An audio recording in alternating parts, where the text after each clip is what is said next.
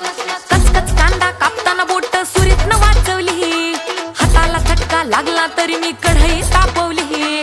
कचकच कांदा कापताना बोट सुरीतनं वाचवली, हाताला चटका लागला तरी मी कढई तापवली.